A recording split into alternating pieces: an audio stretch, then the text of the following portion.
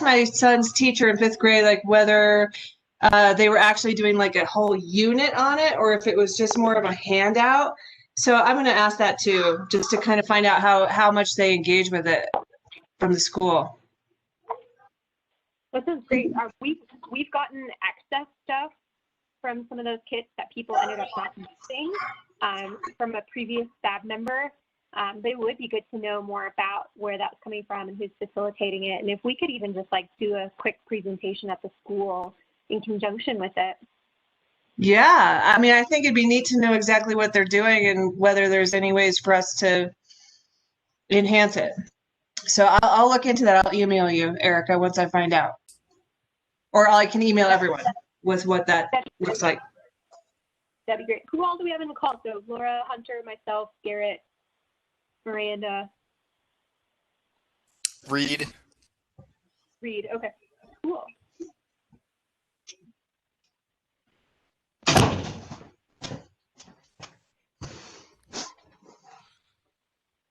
I think we could do a lesson on greenwashing there at the school for the kids. Oh, really? How they can spot it, because those little solar battery chargers are totally greenwashing. Oh, interesting. It is ridiculous. It says on it that it'll take 6 hours to charge it if you plug it in. Oh, man. Grid. Then it says, so to charge it off the solar would take a week. And then it says prolonged exposure to sunlight will damage it. Oh my gosh. Okay. That's funny. So hey, Reed, I funny. say this with all love, but you sound like a real critic. I am a critic of that particular thing, because it's like we're trying, like if we teach kids this and we don't explain what's going on, they'll be like, this thing's crap, and they think solar doesn't work. But that doesn't work. But you need a much bigger panel to catch more energy to really charge something. Our camper has a solar panel. We can charge stuff from that. But I do think that it's a great time for kids to be doing critical thinking and to just acknowledge where the weaknesses are and see if they can spot it. Is a great actual exercise for them. So the good and the bad. I was my last career a teacher, high school students. So we were supposed to do real world learning. So we did like go buy a car and stuff, gas mileage, all that. So, Well, good. some eye-opening things from some kids. Yeah.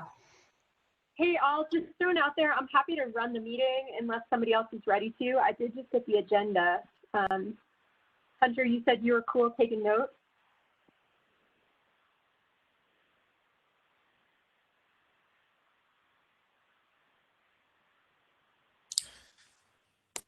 Yeah, Hunter said she would take notes. Okay. Does anybody else want to run? Oh, sorry. I'm so sorry. Yes, I'm definitely taking notes. I'm all over it. But is it okay if I don't run the meeting and just take notes? That sounds great. I'm happy to run us through the agenda. Awesome. Thank you. Want to do that. Sorry, I didn't realize I was on the wrong screen. I was muted. Hunter, we much prefer when you're not muted. It's nice to hear your voice. Thank you. Garrett, do you want to run it? I'm happy to do whatever. I mean, I've got a bunch of agenda. It doesn't matter. Most of I think I sort of encapsulate the agenda. So whatever. I think if we just do we need to do a roll call and then we can go into my stuff? I think you really kind of just did. As long as Hunter captured it, you could probably just move forward. Okay. I can see who's on the screen, so we can move forward.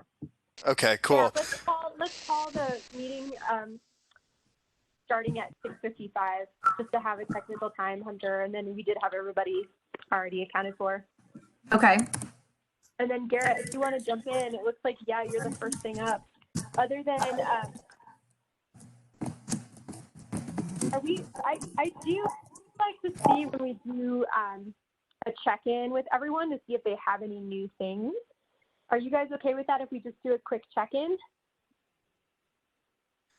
Yeah. Nothing new. I have nothing new. Okay. Yes, we just need to discuss next month's, and I think December as well, a date for those 2 months for an SAB meeting. I think that was from Miranda or from Melody. What was that, Garrett? What meeting? The November and December meetings fall on holidays, so you need to move those. Okay, what would be better for everyone? Do you want to move it before the holidays, or do you want to move it after? I want to move it 1 week before. So your problem is because we're doing these virtually, that's going to fall on ProSab, and we obviously can't do the same meetings at the same times like we normally do. You're going to have to either meet earlier or later, or a different day of the week. I say we meet earlier. So you need to start at 5. So Miranda, 5 to 5 to 7. 5 to 7. That works for me. Does that work for everyone else with working schedules? So it'd be November 19th and December 17th are the dates we're talking. That works for me. It's Hunter.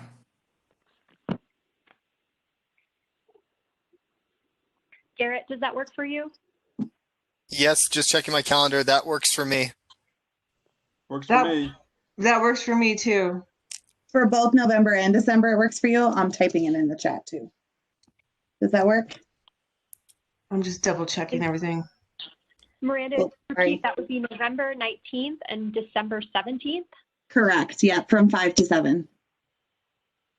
Can we do 5:15 to 7? Yeah, I think as long as you have a hard stop. I mean, I'll probably use the same meeting link for ProSab and SAB, so this ProSab will just start jumping on the meeting. You'd have to have a hard stop of 7. Okay, 5 is great too. Okay, let's do 5 to 7. That works for everybody. Laura, Cool. did you get a confirmation? That works. Yep. All right. Awesome. Well, that was easy. Thank you all for that. That's nice. I like when it's Yeah. easy. That was way too easy. All right. Anything else? Yeah, Garrett, Hunter, do you have anything to add? I know you've been working on this stuff a lot. Do you have anything that's not on the agenda that just might be nice to mention? Oh gosh. In regards to what's going on at Eldora or just in general? Just in general, any sustainability stuff that would be relevant to the SAB. Oh goodness. Let's see. I don't Any really have building any. code stuff? Oh, any building code stuff. I'm sorry. I didn't. I do have building code stuff that I've started for an email for Garrett, but I was waiting to hear back from the Board of Trustees. Did they say it's okay for us to move forward? You know what? I think it got bypassed now that I think about it. Alan didn't bring it up, and I totally forgot to remind him. So I will tell you, it's probably not with everything going on right now. I'm not Okay. sure we're in a space to tackle that, but let me circle. I have a meeting with Alan next week. Let me bring it up to him next week. Yeah, so that's, sorry about that. That's all I've got really. Okay. One thing I will add is I'm happy to do the grant application for Garrett's position being continued. That is due the early part of November. So has anybody else started on that yet?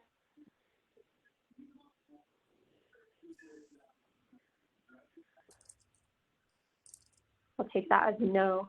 So I'll spearhead that and make a document to collaborate on the application process and share with everyone. Should be pretty easy because we can just update, the application from last year for the sustainability matching funds. Laura, do you have anything to add? I know you just updated about the energy efficiency kit, but if there's anything else, we'd love to hear too. Nope, I don't have anything else to add. I think that's it for now. All right. Garrett, I think it's you. Great. before I jump into those agenda items, Chris did forward the email from Leah Yancey about the next month mountain sustainability meeting. I will certainly attend that. But if there's other folks like Eric, I know that's where I met you, was at the mountain sustainability. So I wasn't sure if there were SAB members that also wanted to attend that meeting. Jared, I would love to attend that meeting. Okay, you should have received that forwarded email from Chris Pelletier. If not, let me know. I can forward to you. And then you just need to fill out the doodle poll. And sorry, I'm getting an Amber Alert. Yeah, quite distracting. 5-year-old. Yeah. Recognition. So yeah. So yeah, just fill out the doodle poll and yeah, I guess that'll be our Q3 meeting with Leah. Cool. That's all I've got. So I will jump into the items that you see there. And in fact, I think it'll probably be easiest if I share my screen. Let me do that. And that way I could show you what I'm, sort of my thoughts on sustainability action planning. Let's see here. Share Google Chrome, share. So last meeting, we talked about priorities, having a list of all the things that we're doing. Having reviewed the 2019 to 2021 goals, I think we need to spend some time looking at these and making them into measurable goals. So while it is nice to be able to report to the BOT on sort of a list of activities, it would also be nice to show the impact and the overall impact to our sustainability goals. So these are the 2019-2021 goals. I've gone ahead and so there's some criteria to these goals. They need to be specific, measurable, achievable, relevant, and time-bound. So really the only goal that I've seen that fits sort of these criteria is this 100% renewable electricity by 2025. It's definitely measurable, time-bound. It fits all of these things. So, for example, there's a goal about community agricultural presentations. So, host the goal that I would like to come up with at some point. This doesn't have to be today, doesn't have to be tomorrow, but as we start looking at these things, is we want to create measurable goals. So host X amount of community agriculture presentations by this date. That way we can say, how is sustainability doing? Are we meeting our goals? And so that's sort of the main takeaway thus far. Once we have these goals identified, we can move into actions.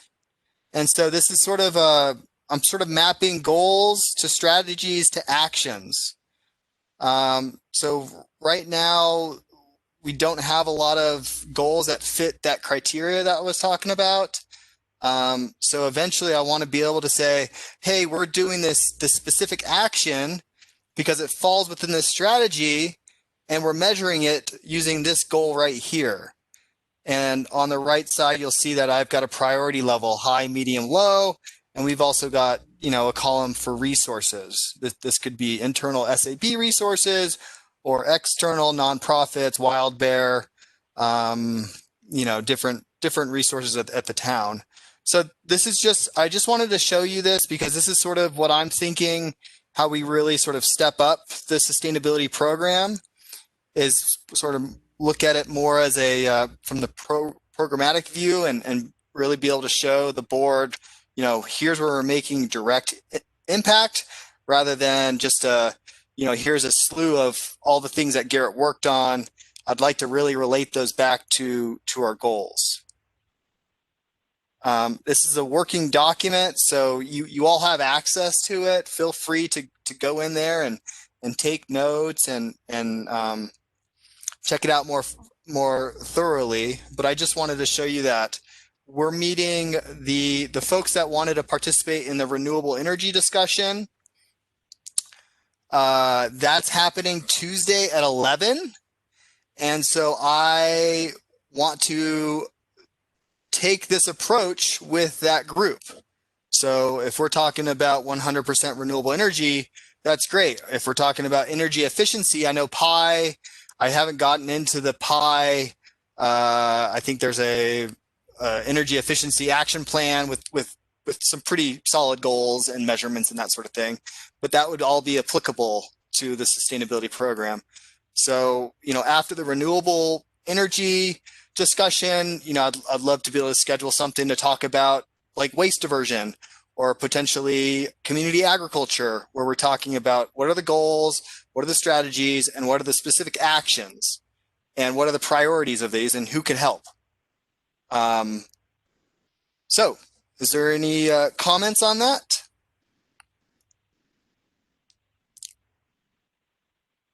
I'd say it's really good to have measurable goals, like you said. Cool. Yeah, while I like the goals in the 2019-2021 document, it's really hard to figure out the activities for each of those because those goals aren't measurable. And so I don't want to be doing something that's not necessarily directly impacting that goal. So which is why we really need to have something measurable. Garrett, I looked at this in the past, and I'm new to the board, so forgive me if I am off track here, but I understood that water conservation was one of the things that this board has as a goal, or did have at one point. Is that still true? That's a great question. It's not in the 2019-2021 goals. Okay. But that's a very, I don't know. And so I guess the question to the group is, what is the scope of the SAB? Mm-hmm. I saw it definitely in documents within the Google Drive for the SAB, but I just didn't really quite take in what the status of it was. The only reason I bring it up is that the BOT will be reviewing the way water fees are handled, and they have an opportunity to look at incentivizing conservation versus flat fees. And you look at the reservoir and the dryness, and I don't know if it's something that's even appropriate for SAB to weigh in on as a advisory board, but anyway, I've just thought I'd throw it out there as a measurable thing. You could measure how much water is being saved. Exactly. And I was on the BOT meeting last, was it Tuesdays, Mondays? I can't remember. And they were talking about the water rates, and I was texting Chris Pelletier. It's like, hey, I want in on this project. I think this is very much up the sustainability alley. I think we can provide a unique perspective. Trustee Baumhover and Trustee Coombs were talking about, some sort of like incentive to increase water conservation. And so I would second Laura in that this is very much up the SAB's realm. But I have not received any task from the BOT or from Chris Pelletier or anything like that yet. Okay, I just kind of wanted to put it on the radar of this group in case there's a way that it interfaces with the efforts of this group. Hey, all, this is Erica. Definitely, interfaces for sure. I don't know specific conversations with water that have been had, since Netherlands got some interesting water relationships with the reservoir and the water treatment plants, uses a lot of energy. I know our water's not that great as a whole for the town, but I'm not super familiar with specific goals we've had in the past. That'd probably be something Melody would be able to communicate on better.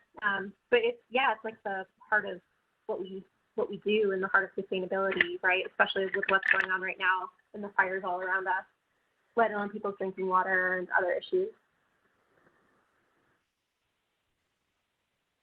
The reason I think it's timely is that this study's being done for the rates to decide how to, and I think the board is really thinking about how to make it more conservation oriented. And the rates might be more based on usage rather than flat rates. And that the thought in that is that it, if you're paying more just for the usage, it ends up promoting conservation. So, I don't know how this group would be involved in that, but it seems like something measurable.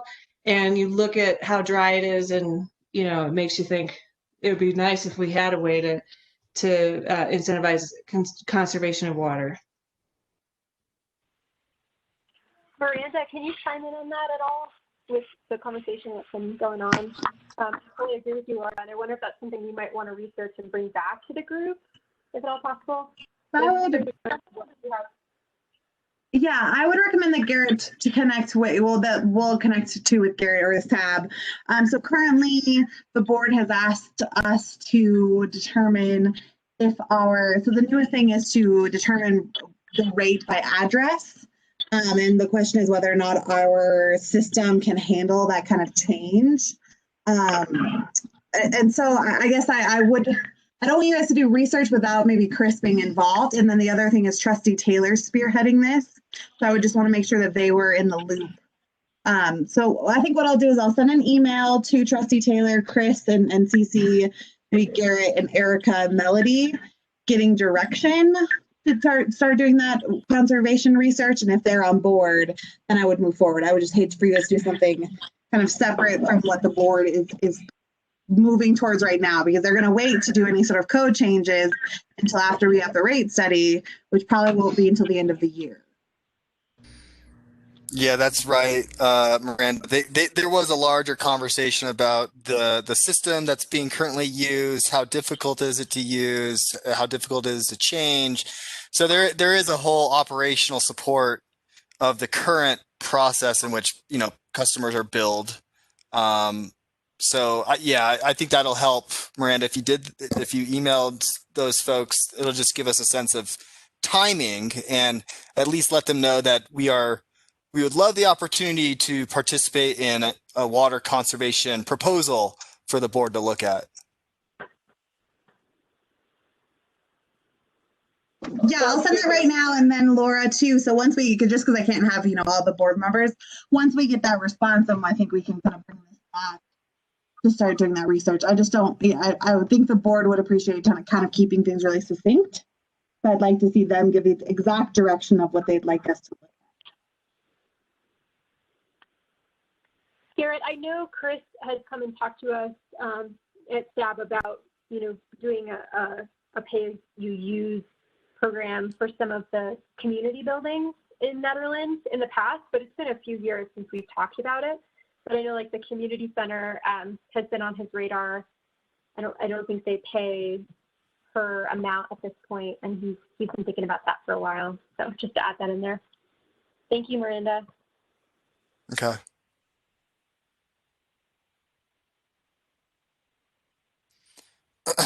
So yeah, I really just wanted to show you sort of that process of creating goals, mapping it to strategies, and then to actions. That was really the main point of that document. You all have access to that. I will be continuously updating. It's an iterative process. I'm not, there's a lot going on right now, so I just don't have time to do all the digging right now. So it's going to be updated as we sort of push forward on specific actions, such as renewable energy, and we will talk about that on Tuesday. So that's really it for that one. Does anybody have any questions on sustainability actions before we move to the next agenda item?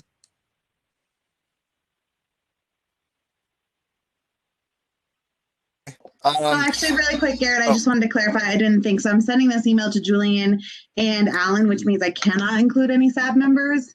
So is everyone okay if I just include Garrett, and then once we get direction, we'll forward it on to SAB as a whole? I'm okay with that. What's that? That's fine with me. Jared, are you okay with that? Yeah, totally. Yes, please. That sounds great. Sounds good to me. Yeah, that's great with me, Miranda. Sounds good to me too.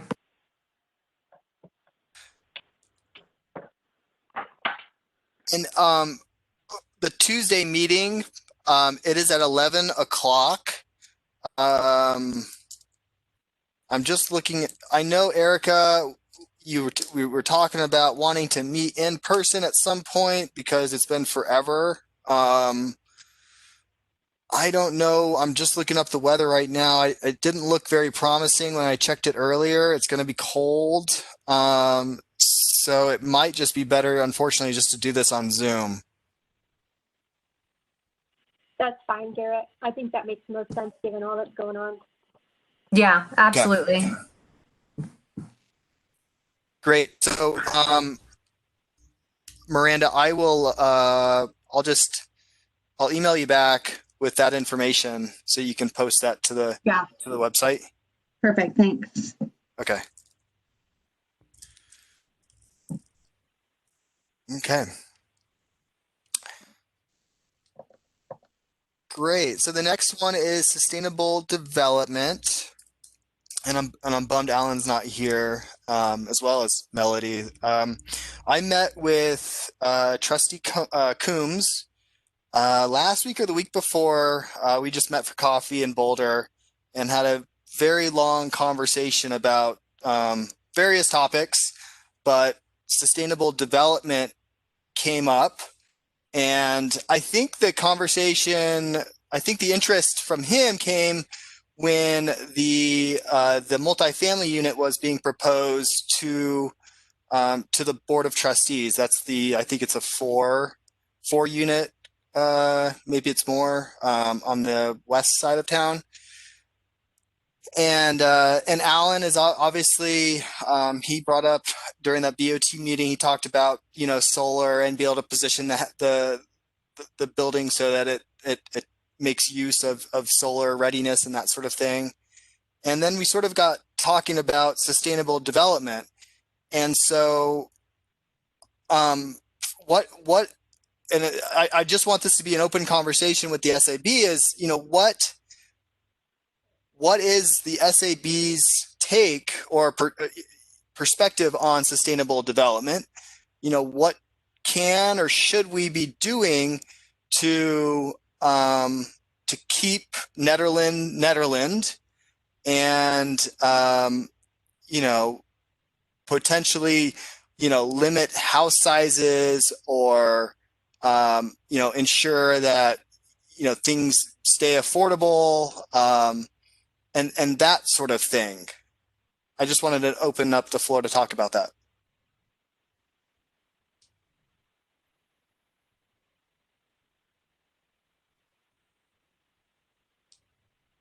Hey, Garrett, it's Erica. I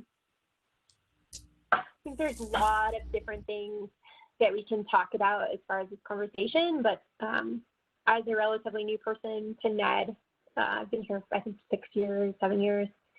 The conversation I've heard a lot is, oh, you're so lucky you live in the town limit. You don't have to deal with Boulder County's building requirements and building code.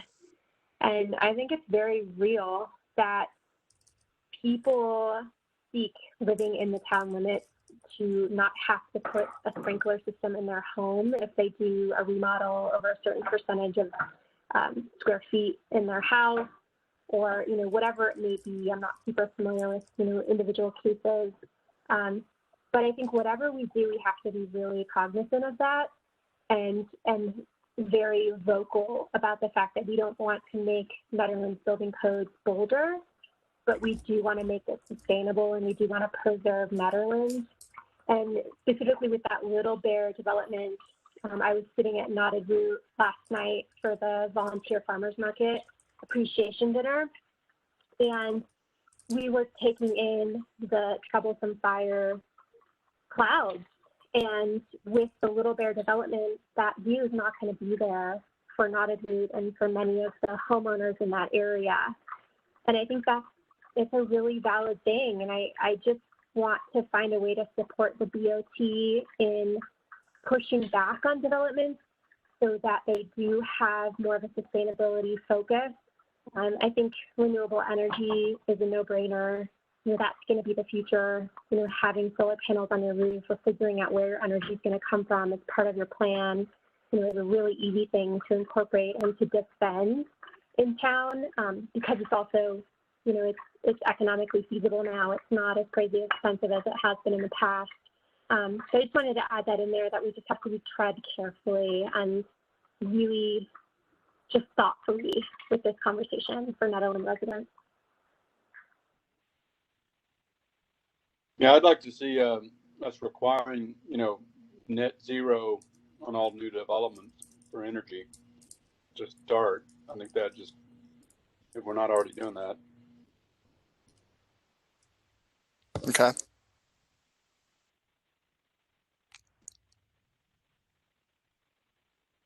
I don't really know all of the details necessarily for this, but I'm originally from Fort Collins, and my understanding is that in Fort Collins, every developer is really asked to contribute to the community, and so there's parks and museums and just public art and all kinds of things that have been paid for by developers. And I don't, and I may be speaking wrongly about this, but I'm not sure that Nederland has leveraged that side of things as much as Fort Collins. And I think if we're going to do development, we definitely want them contributing.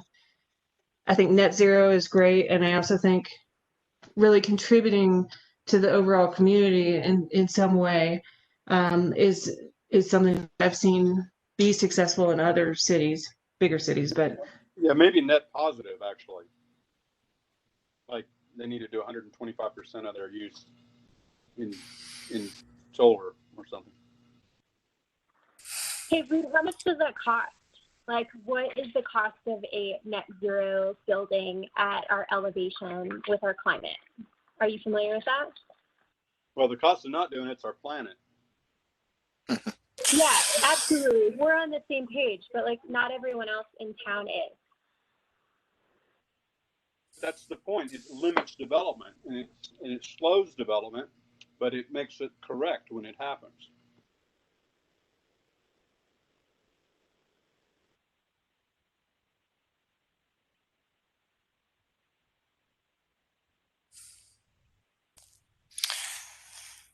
Yeah, I mean, this is why I bring it up, because there's certainly two perspectives, right? There is, with Reed's requirements, it's going to halt development, right? Is that what we want to do? Do we want to make it really, so it is a balance, and we're not going to find that balance tonight, but I do think I would love to see the SAB start bringing some of these ideas to the BOT, providing some teeth into what the BOTs are communicating to developers. And I think Hunter, I haven't seen Hunter's email. Hunter, do you have anything to say part of this?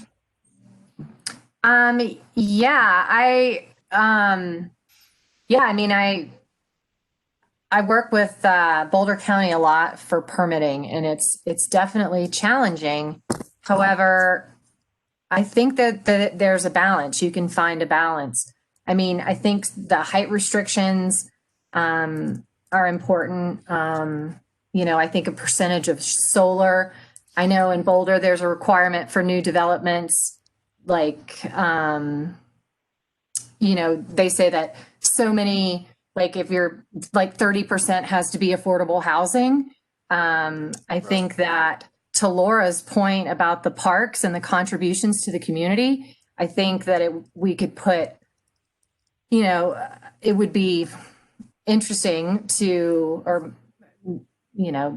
helpful to the community if we could say something like, 20% of the total cost of the project, or 10% or 5%, whatever total cost of the project, they make a donation to the community and build, trails, or, help get, like a bike sharing program off the ground, or, so yeah, I think this would be really important. And I think it could fund a lot of Netherlands goals.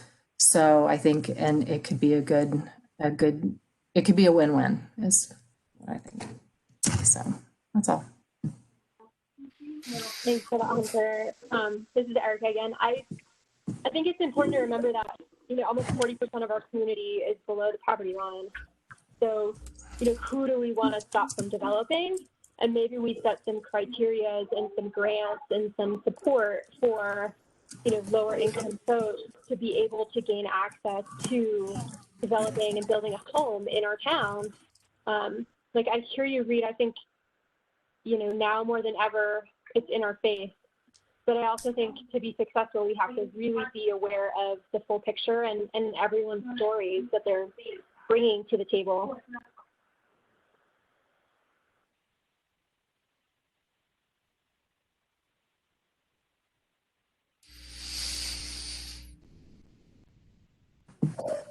Yeah, I love.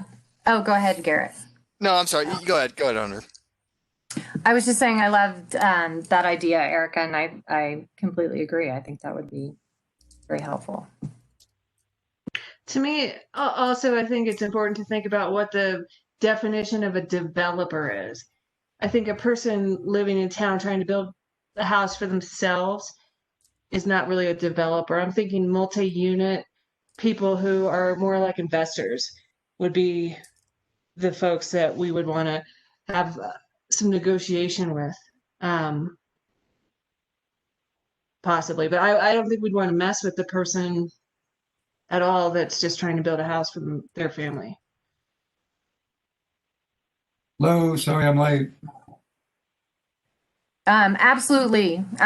I'm not suggesting at all that we tax home builders. That I was primarily thinking of multi-unit developments. And to add, specifically this Little Bear development, which is outside developers, not a lot of connection to the community, coming in to make money. And I'm saying that not knowing them personally, just knowing from the outside perspective, having a child who went to Little Bear until they actually closed. And I think I still have a grudge just because I wanted to see that as a daycare, not, infill development. But thank you everybody for your insights. Alan, Alan, welcome. First off, nice to see you. We're talking about sustainable development. I met with Trustee Coombs a couple weeks ago. I think this was sort of a conversation maybe you and him had when that multifamily unit was being proposed to the BOT. So I just wanted to have an open conversation about what does the SAB think of sustainable development in Nederland. So Yeah, I think what I brought up, and maybe you already mentioned it, was just something as simple as solar orientation. We did this in Fort Collins, where when possible, the developer would orient the houses north-south instead of east-west. Then you get great solar gain in the winter, keeping the house nice and warm. And if you have a good roof over those windows, south-facing windows, they get shaded in the summer, and you don't get excessive heat either. So, but it's a real simple way to save probably 20 or 30% of the winter heating load just by having a house that's oriented north-south. Now, if the developer says it won't work on this particular parcel in this terrain and with this number of units, then you give them a waiver, but you encourage people to consider, solar orientation as a way to make a more comfortable house to live in, house or condominium or whatever. And save them money on their heating bill. So anyway, I'd be open to hearing what SAB people think, because, you know, if we are open to that, we can propose it to the BOT as a real simple code change where we're trying to encourage developers and builders and homeowners, you know, people who are coming up here to build a home, Maybe to we think about solar orientation. Alan, that's a great idea, and Position. maybe we could say have intelligent design Yeah. or something. I mean, that's sort of a no-brainer if you think about it, if you live up here for a minute. But you're right, so many times they're not oriented properly. I would like to include that. I had a home in Fort Collins, and it was not oriented correctly, and it was chilly all the time, and it didn't get much solar gain. And then the last place I lived there was a condominium that was completely designed with the right solar orientation, and I couldn't believe the difference. It was so much nicer to live there, sunnier, warmer, not as drafty. It was really much better approach. What do other people think? I think that's a great idea. Okay. Alan, it's Erica. We were just talking about how, you know, the cost issue and like how we find suggestions that aren't a huge cost burden to, you know, locals that we want to see, you know, developing in our town, right? Who have the culture and the mentality and already like indoctrinated into the community. And not that we, you know, other people aren't great, but just making sure that we don't cut access to people just because of the cost of projects. And so I think your suggestion is brilliant because it's not expensive to orient a house, you know, to the sun. And so I really appreciate that. Yeah, it shouldn't add substantially to the cost of the house. And if the developer says it does, then we punt on it. But, you know, try to get them to at least think about it and consider it. I mean, the house I live in Nederland now isn't perfectly oriented, but it is generally oriented. Makes a huge difference. And when I moved up here, I just said to the realtor, I don't want to look at anything that isn't north-south orientation. Because when I lived in Rollinsville many years ago, I had a north-facing house and I froze my butt off most of the time. And the heating bills were ridiculous, you know, and it was dark. So it's, you know, it's a lot more fun to live in a south-facing house. I think actually in the mountains, it's better to be like southeast, so that you get the warmer sun in the morning, particularly to bring up the temperature in the house. And we already get shadowed pretty quick in the evening. Yeah, that's exactly what we have. We're southeast.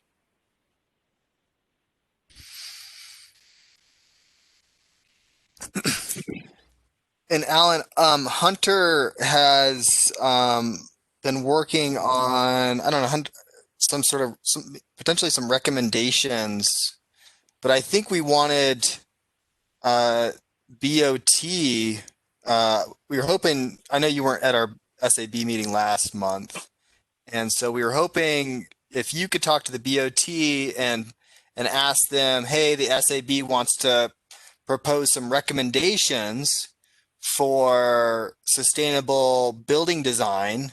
That way you guys have our perspective on, you know, single family homes or multifamily units. Is that something that you could bring to the BOT, and then we could provide you, the BOT, with and potentially a presentation on our recommendations for building designs? Yeah, you know, I have brought this up in the past, and I've talked to some, you know, most of the BOT individually, and we have the green light to do that. So I would encourage Cool. FAB to just, you know, let's put some stuff together. I think Eric is right, though. One thing that will be a non-starter is having a lot of extra expense. You know, several years ago, quite a few years ago, and then it's been a couple times since I've lived here, people have proposed having the standards in Nederland match Boulder County in terms of insulation and windows and stuff like that, which, you know, I like the idea of having very well insulated houses, but I know some builders feel like, people are really struggling to get into that first home. And if you have thousands of dollars more on insulation, they can't do it. We do have reasonably good insulation standards, for example, in our code. I don't know how it compares to Boulder County, but we would get major blowback if we tried to say, let's match Boulder County, because people see them as being unrealistic and adding way too much cost to homes. On the other hand, if you can afford it up front, something like insulating your ceiling, your roof, your attic, your crawl space pays dividends for years. You get the payback eventually, and you can get rebates from Excel. The county used to have rebates. I don't know if they still do. And it's a tax deduction. I think federal and state as well. But, if it's a difference between you being able to afford your house and not, that's a whole different story. So one thing, Gary, I didn't think about until now, though, is I would imagine, and Alan, maybe you can give guidance, you're going to want to involve the planning commission in these conversations because, ultimately they start with any sort of building permit. And I think it would be important to get their feedback. And so the question, Alan, for you is, would you like to direct that to planning commission first? Yeah, I think that's a very good suggestion. And we propose something, take it through the planning commission, and then it ends up at the BOT.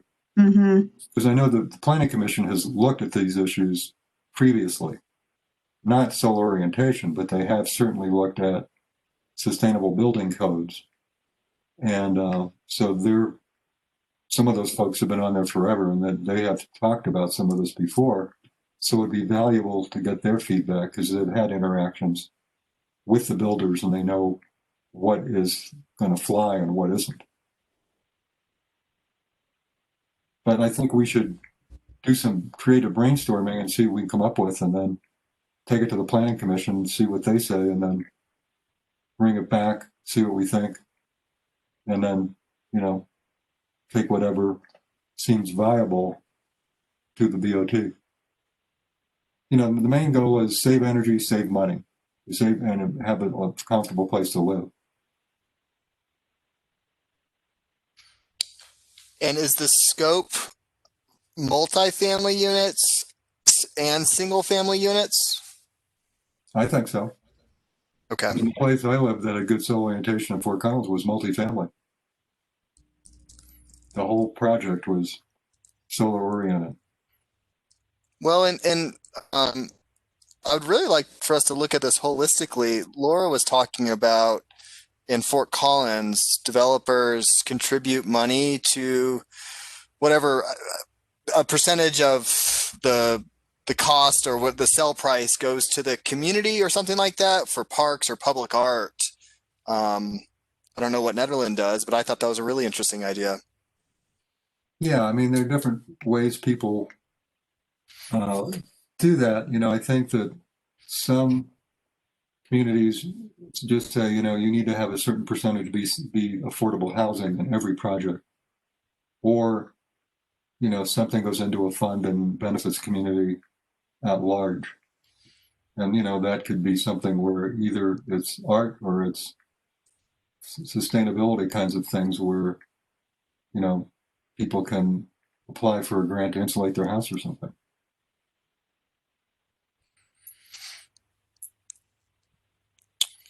I think it would be, so Hunter, I think has volunteered to be the lead on this. Hunter, how is all this sounding to you? And sorry, I'm trying to type and multitask here. I'm not No, doing a very good job.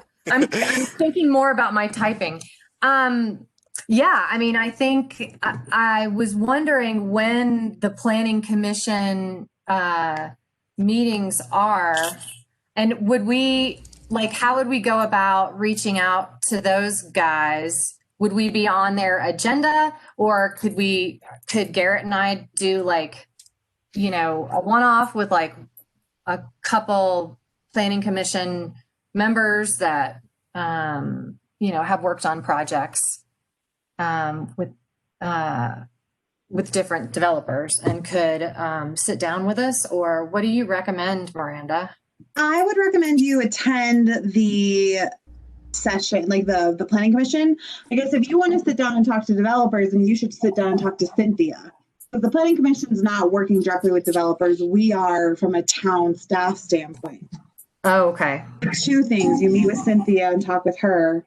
Okay. You intend to do a presentation at the planning commission and get some feedback from them as a Okay. board. Okay. Yeah, and I think if you wanted to talk to one individual on the planning commission, I'd talk to the chair. Agreed. And then, you The know, chair is Roger Cornell. yeah, Roger's been around forever and he knows all the skeletons in the closet and what's been kicked around and turned down and what might fly. So I think Cynthia and Roger would be great people to talk to. Okay. The planning commission. Hey, All right. Hunter and Garrett, to add in another person, Steve Carreau from the new Big Springs building would be a great person to talk to, Okay. because that's their new development, and they worked really hard to make it as sustainable as possible. And so he would be a really good resource to just talk Okay. about his experience and what he experienced working with the town and codes and stuff. Okay. I'm happy to hear that that's helpful. Yeah. Okay. So Garrett, why don't I just talk to you offline about, I could reach out to these people and we can determine if we want to do it together or divide and conquer. And I want to send you what I've done so far as well to get your input. If that sounds okay. That sounds great. Let's coordinate a time to make a game plan. But this all sounds great. And I just want to, and I'm sure you already know this, but I'm going to reiterate, Sunshine, even though they're on different boards, you still can't have more than 3. So you couldn't meet with Roger, you, and Steve, because even though you're on 3 different boards, it's a Sunshine Law violation. So make sure to keep those conversations 1-to-1. Got it. Yeah, or post it. Or we post it. Garrett, I just have one more comment. Was there any specific areas that Trustee Coombs was concerned about or had thoughts about as you guys were discussing this that were missing in this conversation that maybe should be a part of the conversation as we go forward? It's the bigger picture of what do we want Nederland to be? What's the goals for the SAB towards sustainable development? Are we trying to, do we want to see development in Nederland? Do we not want to? Like, how do we balance that? With development, is this going to force residents to leave if housing prices go up? We also talked about on the commercial side, which we haven't touched about here. But I think it's just the philosophy of sustainable development. Thank you. Yeah, I think affordability is going to be really important. We don't want to leave that behind. For existing residents.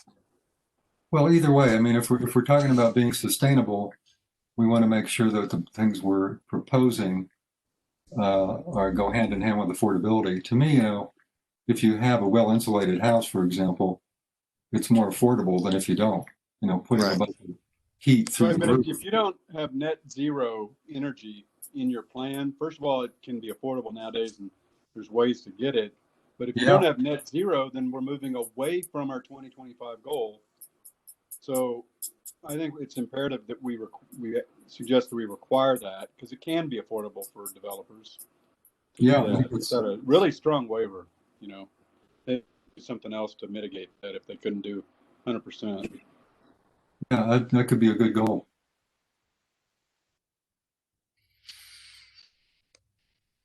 Cool. Well, thank you so much. This was a really fruitful conversation. That's why I wanted to have it on the agenda tonight. So thank you all for partaking in that. I do agree that we shouldn't just follow Boulder blindly, because it just increases a lot of costs for not necessarily a lot of positive input to the community. But things like zero energy in the development design and the orientation and things like that. And the orientation is part of all that. You know, you reduce your energy consumption. It's a lot easier to get to 100%.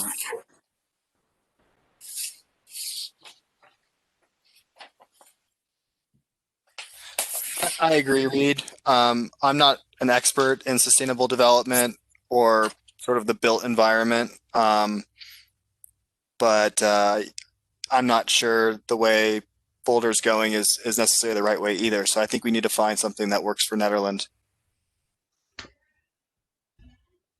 I have one more thought on this, which is just going by that development, spot at Little Bear, which Erica, my son, went to Little Bear too, and it's so sad to see it gone. But it looked like every building material that they had as a part of that building went into dumpsters, and Netherlands doesn't have that much space. And so if people are going to be building, they may be tearing things down, and maybe there's a way to incentivize reusing, recycling, sort of a Resource 2000 thing. I know that there was wood floors in there that probably could have been reused. Maybe that was the only thing, I don't know, but just with that in mind, as people are doing, taking down buildings, a way to keep that just from going completely into the dumpster. Yeah, If Chris there's some Paul has been salvageable things. talking about that for quite a while, construction waste and trying to have people do something with it, but I don't think he's gotten very far with that initiative. Do you know anything more about that? National building codes require that you use new lumber. Is one of the problems. If you're going to build anything to code requiring a permit, you have to have new lumber that's stamped and a lot of requirements there. So you can't use just recycled lumber. Right. For anything. Little So Bear does. There are applications.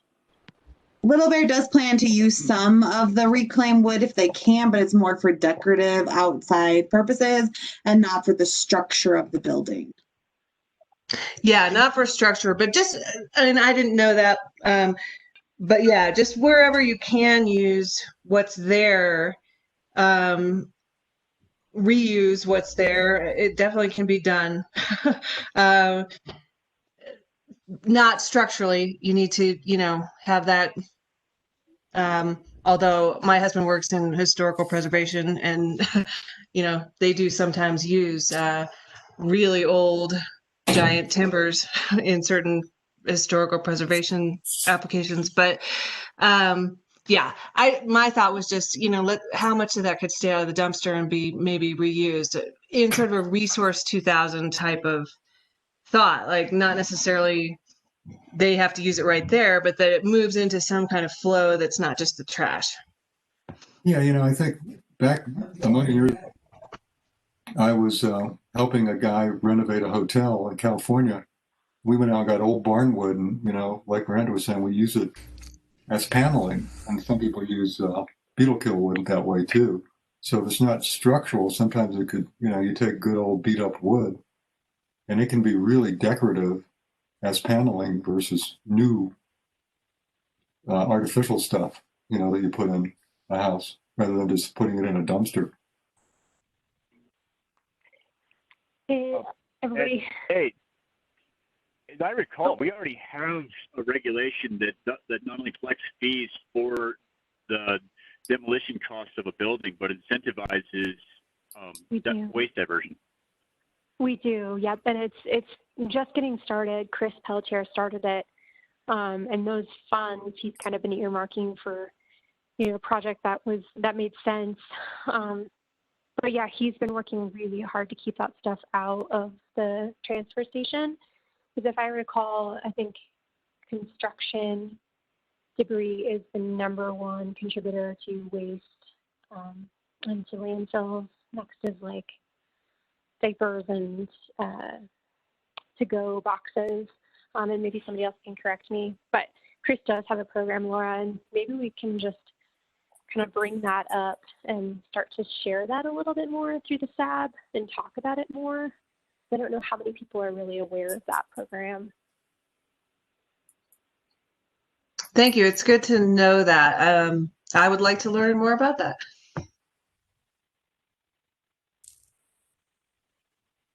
Yeah, I've talked with Chris early on, and it's just slipped down my priority list. But it is something that I want to look at. I just haven't had the time.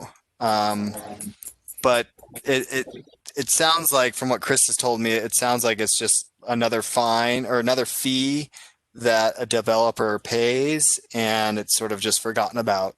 So there's still not much motivation to actually do anything.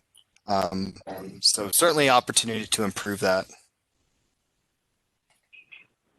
But yeah, Garrett, he's made some money off of that program, right? At the No, people basically just pay it, but it's actually not, you know, taking anything out of the landfill. It's, hey, if you means we do just this, we just need to hike it up, right, Reed? need to hike it up, triple the price. Exactly. And Yeah. up until the market responds. And then, to save a lot of money, worth it. And that's something too, like to explore in building codes. But I've heard so much talk about how boards, planks you buy at Home Depot today, are so less dense as far as the wood grain than boards from 50 years ago, because they're growing trees so much faster. So it's just not as good of quality, not as strong a wood. I mean, it's just another example of like, we have to be a little bit more holistic in our thought process as far as our building code. Right? So maybe it's a structural strength thing, not a brand new wood plank that's not as strong as what was in Little Bear from 100 years ago. Although I don't know how old that building was, but it was definitely not in great shape. So it's probably pretty old.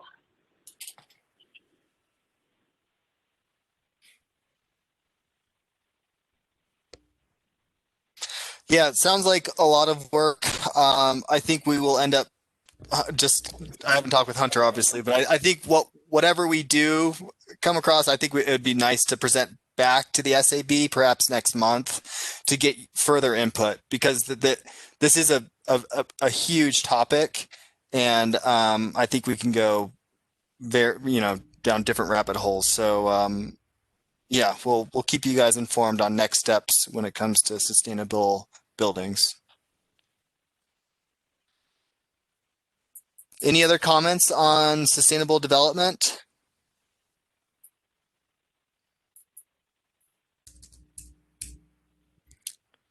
Alrighty. Just one thing to add, Garrett. Oh, sorry, yeah. I think we need to focus on non-combustible exterior materials. It's just going to increase the insurance costs in Nederland, and it's just a matter of time before we're dealing with what Estes Park is dealing with today. Gotcha. Good idea. That's a great idea. I've got it down. Thanks, Erica.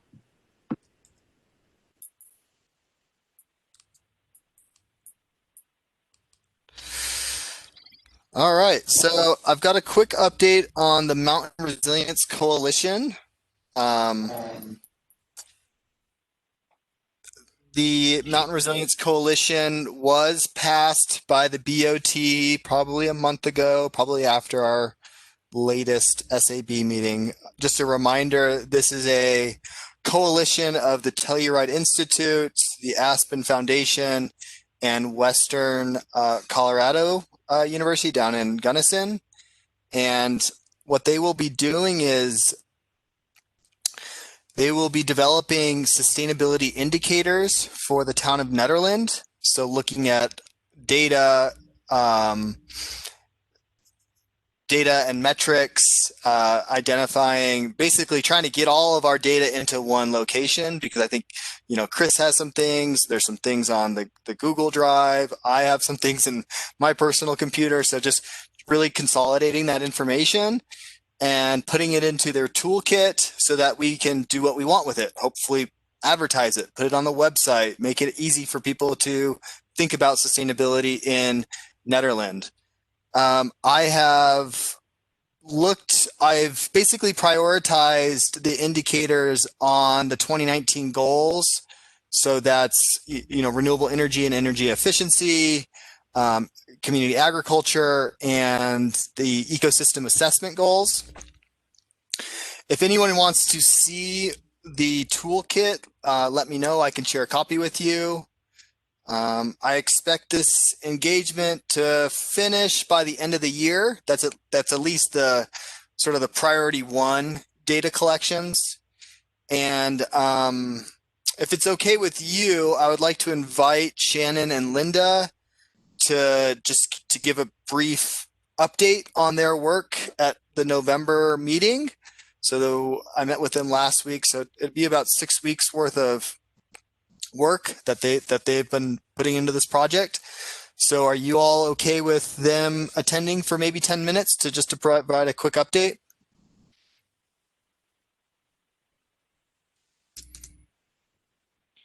Absolutely, Garrett. Sure.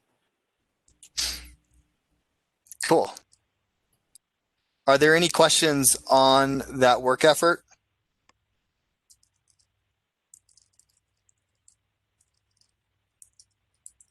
Okay. All right, the next agenda item is Solar Energy International. That was passed by the Board of Trustees on Tuesday night. The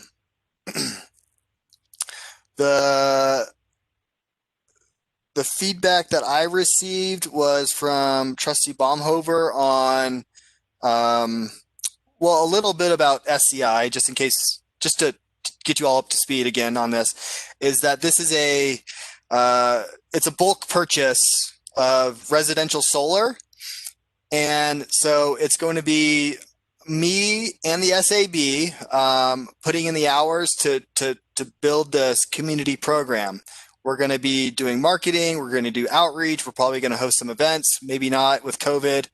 I'm not sure. We'll have to figure all that stuff out. But we want people to sign up to get residential solar installed on their roofs. If we get a lot of people sign up, solar prices will go down. We'll issue an RFP to solar installers. They'll give us a price per watt, so we can use that number to advertise.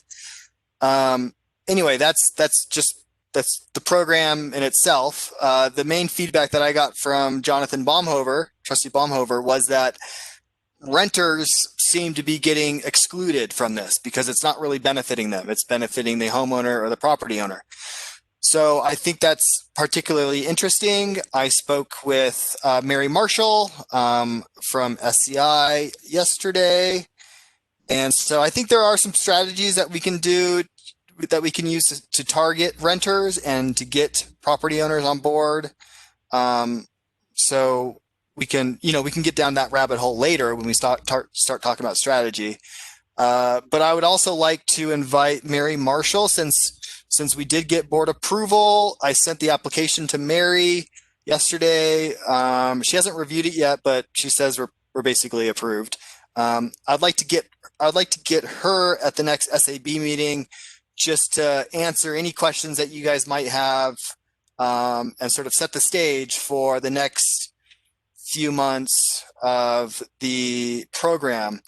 We're thinking that the planning of the program will occur, I'm just looking through my notes here, January and February. We would plan the program with installations happening in March, April, and May. So from now till January, we can really strategize on sort of how we're going to target renters.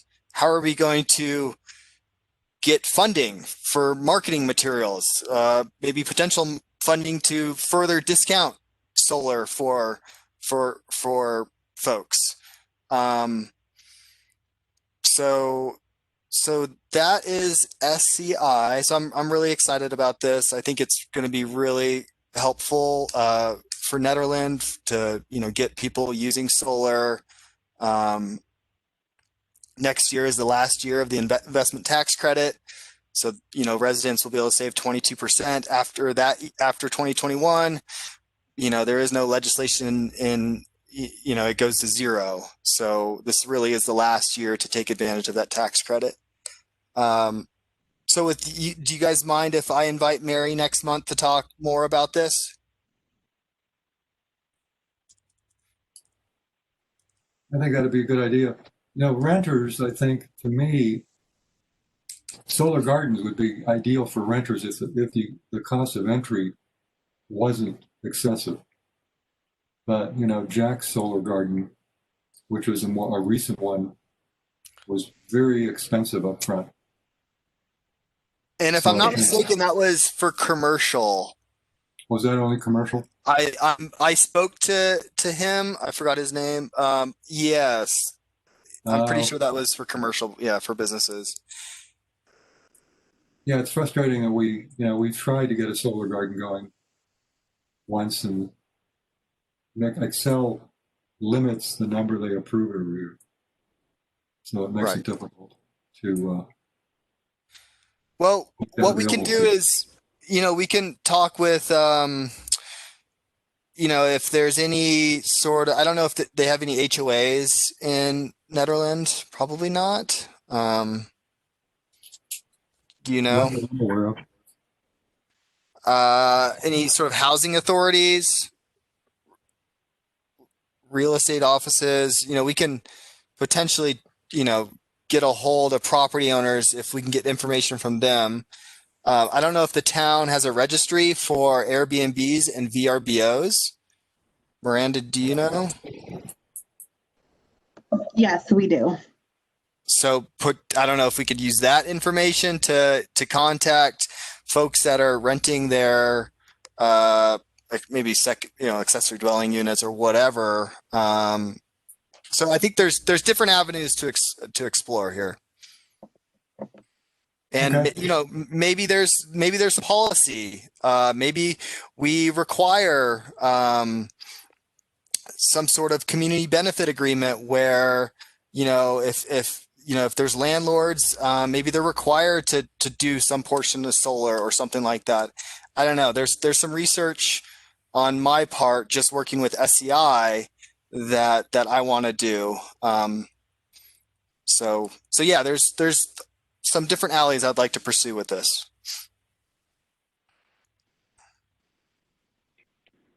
Hey, Garrett, that's all great. I'm really excited about this program. One thing I just wanted to add that I was thinking of is some kind of index of people that would be a really easy sell for solar that maybe we should go to first. I know chatting with Chibo, a couple of years ago now, like he was interested in doing some kind of array for the B&F complex. So that should be kind of one of our top hits as far as like best, person to target as far as being able to cover a number of businesses in town. So, and I'm sure there's many, many others that we could go to. Awesome. I haven't even started working on this. So once I start wrapping my head around it, I'll get some documentation on the Google Drive, and we can start collaborating on some documentation to figure out some various strategies. But the good news is it's approved by the BOT, and I think the game plan is to start next year with some early planning starting as soon as possible. All right, so moving on, I think the next agenda item, I'm not looking at the agenda, but I think it's the CU capstone proposal. There is so similar to what CU did for Nederland, it's the sort of the path to 100% renewable energy, the document that they put together. Melody sent me an email looking for proposals, and I proposed the idea to Melody. Well, maybe CU could help us either with a climate action plan or a zero waste action plan. We did not get the CDPHE grant for the zero waste action plan. It's a real bummer. So potentially, yeah. So potentially, CU could help us develop that zero waste action plan. What the proposal is due October 30th. So, it's a quick turnaround. It's a pretty light proposal as far as time commitment. And I don't think this needs to go in front of the BOT. I think if we end up getting selected, I think at that point we would present that in front of the BOT. Does that sound okay with you all? Sure. So That sounds good to me. Okay, I think Melody was thinking the zero waste action plan would be better than doing the climate action plan. And I tend to agree with her. I think a climate action plan may just be too broad, and we might not get the quality of work. If we did the zero waste action plan, it's a little bit more narrow and focused, and especially for a capstone project where they're doing a lot of research anyway, I think we could get some really good sort of best practices, get some good data for a zero waste action plan. So if you are all in agreement, I would like to write a proposal for CU to help us develop a zero waste action plan.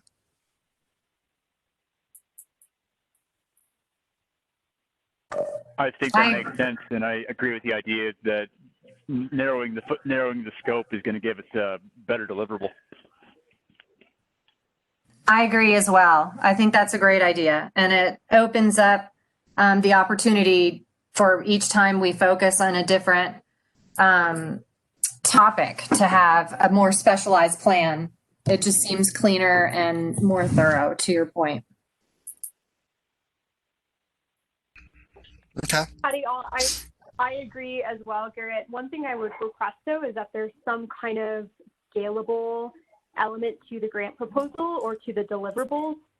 I think when we were talking about the CU capstone project, because we had thought about doing some other projects with them after the initial project, and one of the things we talked about was doing kind of a mountain community-wide coordinator position, and so I just think if we could use this project to, incorporate some whatever deliverables toward Jamestown Lions, not just keeping Nederland in its own ivory tower, I would be really excited about that. So are you saying that they would be doing zero waste analysis for other mountain towns? No, I think that is too big and too broad. But as long as there was some kind of scale that was part of their deliverables, so thinking about the fact that Nederland's not on its own and that there's other mountain communities that are, dealing with very similar issues, I would be really excited about seeing something like that incorporated into the grant or into the proposal. Does that make sense? Yeah, I think so. To reiterate, so it's basically we've got Nederland's zero waste strategies, and how might Nederland's strategies incorporate other mountain towns as well, leveraging sort of economies of scale or something like that. Yeah, and I think it would organically happen through their research because there's things that other communities are doing really well, and we're not yet there, and vice versa, with our construction waste rebate program, with that Chris started, that's something very unique to Nederland that other communities have asked about. And so I think it would organically happen, but I just want to keep the eye on really going mountain community wide in Boulder County, not just focusing directly on Nederland, with the caveat that to have a successful project, you also need to have a narrow scope. So, I know that's a tough thing to say in the same sentence, but I just think it's really important that we incorporate all the communities, because there's a lot of great things happening in the mountain communities in Boulder County, and in the waste numbers that we got a number of years ago from, not from Leah, but from Lee. I'm not sure if that's how you pronounce her name, from Boulder County. It was very obvious that some communities were doing a really good job at things that we were not yet there as far as Nederland and zero waste initiatives. So I think it'll organically happen, to say that again. That sounds great. Yeah, I think I think writing the proposal, sort of making this more of a regional zero waste plan, but with focusing on Nederland. That way we don't have to do outreach to those communities at this point in time. I think that would probably be an early step in their project. But yeah, I think more of a holistic view, leveraging whatever, I know Jamestown does that they do a bunch of scrap metal recycling and community programs around that. That'll be interesting. I agree. I think it should be more of a collaborative approach.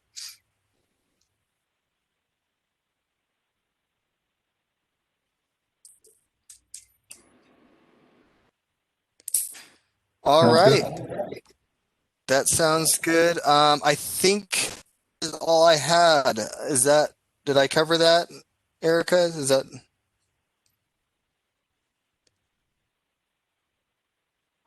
As far as the agenda, Garrett, or for the Yeah, I think that was all my agenda items.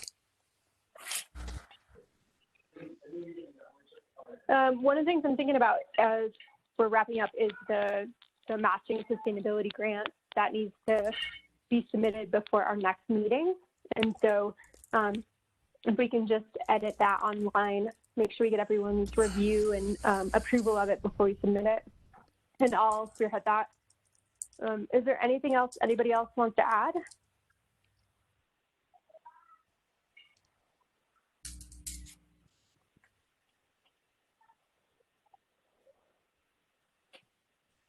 All right. Sounds like at 8:12, we will be ending our meeting. Yeah, I just mentioned that tomorrow is the Partners in Energy meeting around noon for 30 minutes. Anybody can dial in for that. Always appreciate it. We're just kind of wrapping up with them, and so any last minute ideas for them to take advantage of the funding that's left would be good. Alan, do you know how much funding is left? Well, last time we had a meeting, we talked about, we've got all these energy kits out in the community now. So we want to make sure people will actually, plug in their light bulbs and take advantage of that. And so we have money for advertising. We could put in, ads in the Mountaineer, create literature, do a reach out to the business community, to the variety of things we could do with what's left of our budget.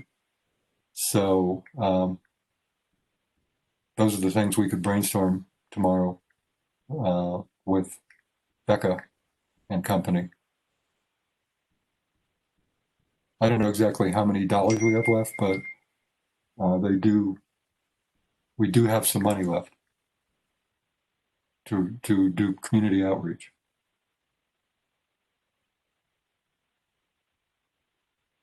That's a great reminder. Thanks, Alan. And is the meeting at 12 o'clock? Right. Okay. Alan, And this probably won't work, but I know we'll want to find some budget for advertising the Netherlands Solarize program. Yeah. It is renewable energy. I don't know if PI funding could be used for that, since it is a separate organization, but it is SAB's money. I don't know. Yeah, we could bring it up tomorrow. The thing that Becca said was they wanted to wrap it up by the end of the year, so before Christmas, and we could ask her what's left. And basically the outreach to the community could be two-pronged. Plug in your light bulbs, and by the way, if you want to do solar, that would be cool. That would really tee us up nicely. Okay, yeah, we could talk about that tomorrow. I'll be on that call. Yeah, and then it sounded like we could do a half-page ad in the Mountaineer, or I don't know about mailers or flyers or things like that. It is getting into winter, and we still have COVID to deal with, so it's not like we can do get-togethers. Right. Community events, unfortunately, but let's make sure we spend every dime that they budgeted us. Yeah. Sounds great. Okay. All right, everyone. Awesome meeting. Have a great evening. Thanks, Garrett. Thank you, everybody. Thank you. Thank you. Everybody, take care. All right.